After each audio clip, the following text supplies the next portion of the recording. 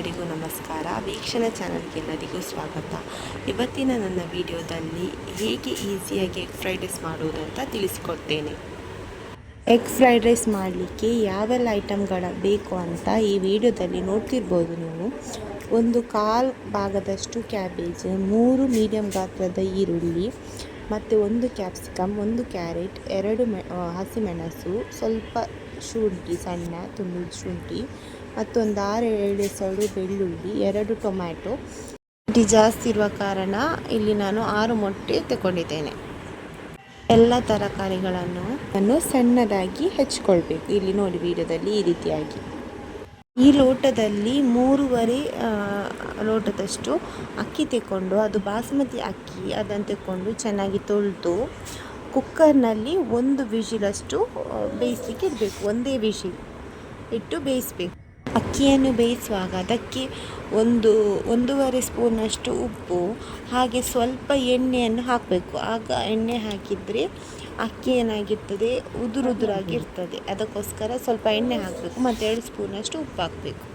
ಆನಂತರ ಬೇಯಿಸಬೇಕು 1 ವಿಷಿಲ್ ಬರುವಷ್ಟು. ಅನ್ನ ಈ ರೀತಿ ಆಗ್ತದೆ, ನೋಡ್ಬೋದು ವಿಡಿಯೋದಲ್ಲಿ.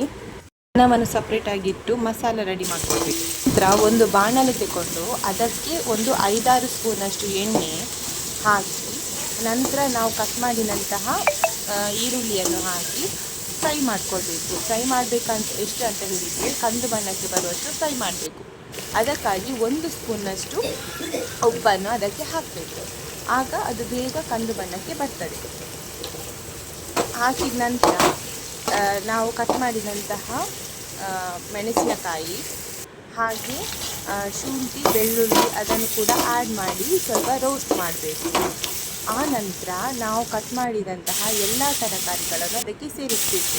ಟೊಮ್ಯಾಟೊ, ಕ್ಯಾರೆಟ್, ಕ್ಯಾಬೇಜ್, ಕ್ಯಾಪ್ಸಿಕಮ್ ಎಲ್ಲವನ್ನು ಹಾಕಿ ಚೆನ್ನಾಗಿ ಮಿಕ್ಸ್ ಮಾಡಬೇಕು.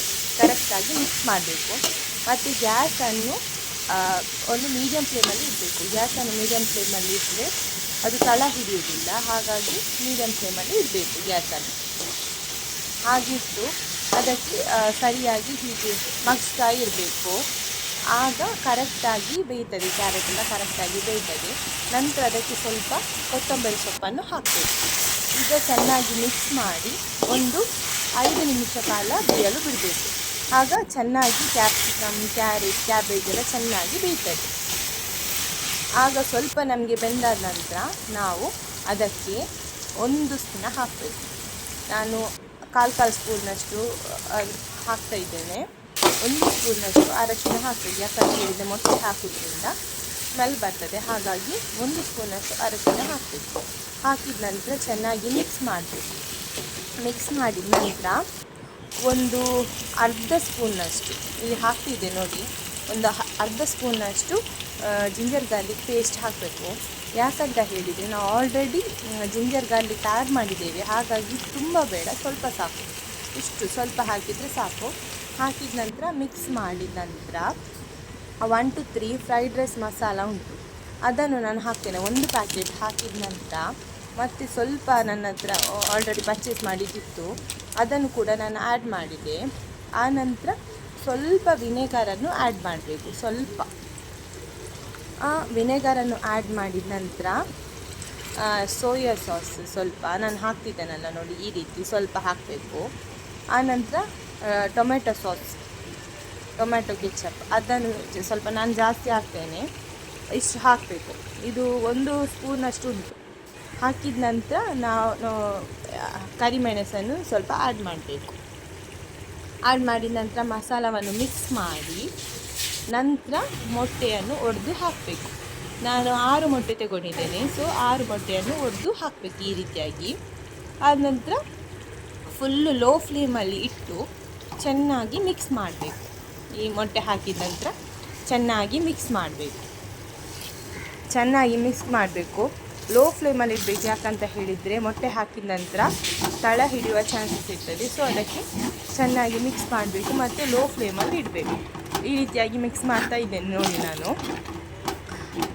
ಈ ರೀತಿಯಾಗಿ ಮಿಕ್ಸ್ ಆಗಿದೆ, ಅಲ್ಲಿ ವಿಡಿಯೋದಲ್ಲಿ ನೋಡ್ಬೋದು ನೀವು. ಈ ರೀತಿಯಾಗಿ ಮಿಕ್ಸ್ ಮಾಡಬೇಕು.